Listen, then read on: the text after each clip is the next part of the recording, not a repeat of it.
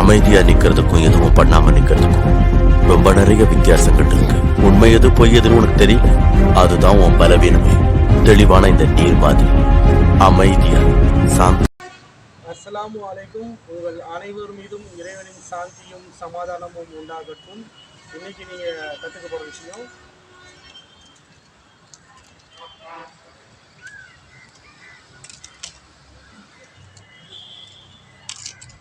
இந்த மாதிரி double rotate எப்படி பண்ணி பிடிக்கிறது தான். இதுக்கு முன்னாடி கொடுத்த வீடியோஸில் இந்த ரொட்டேட் எப்படி பண்ணுறதுன்னு சொல்லி நீங்கள் நல்ல விதமாக பயிற்சி பண்ணியிருப்பீங்கன்னு நினைக்கிறேன். இதுக்கு மாதிரி இது 2 ஹேண்ட் எப்படி சேஞ்ச் பண்ணுறதுன்றது இதுக்கு முன்னாடி வீடியோஸ் நான் கொடுத்துருக்கேன். ஒருவேளை இந்த வீடியோக்கு நீங்கள் புதுசாக இருந்தீங்கன்னா அந்த வீடியோஸை பார்த்து நல்ல விதமாகவும் பாதுகாப்பாகவும் பயிற்சி செய்யுங்க. இந்த ரொட்டேஷன் நீங்கள் இப்படி தூக்கி போடும்போது உங்கள் விரல்களில் அடிபட நிறைய வாய்ப்புகள் இருக்குது. கவனமான பயிற்சி மிக மிக அவசியம்.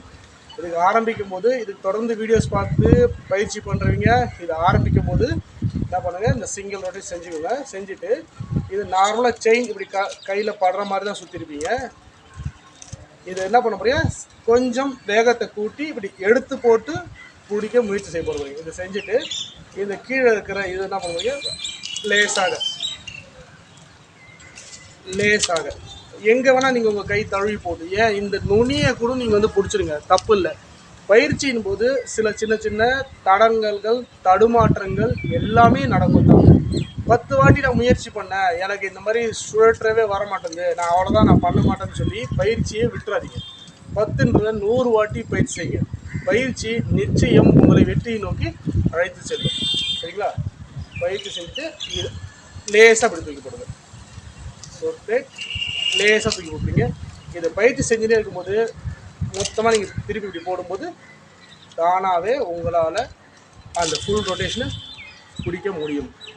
பிடிக்கும்போது இப்படி செயினை பிடிச்சிட்டேன், இந்த மாதிரி நுனியை மாட்டிக்கிச்சின்னு சொல்லி இந்த மாதிரி சின்ன சின்ன நடக்கிற குட்டி குட்டியான தவறுகளுக்கெல்லாம் உங்கள் பயிற்சி நிறுத்துறாதீங்க. தொடர்ந்து பயிற்சி செய்யுங்க. தொடர் பயிற்சி நிச்சயமாக உங்களை வெற்றியை சென்றடையும். இந்த மாதிரி பயிற்சி நீங்கள் 2 கைகள்லையும் தொடர்ந்து பயிற்சி செய்யுங்க. 2 கைகளையும் பயிற்சி செய்யும்போது உங்களால் மிக சுலபமாக இது செய்ய முடியும்.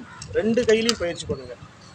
பாதுகாப்பான பயிற்சி மிக மிக அவசியம். நல்லதே கற்றுக்குங்க, நல்லதே செய்யுங்க. நன்றி.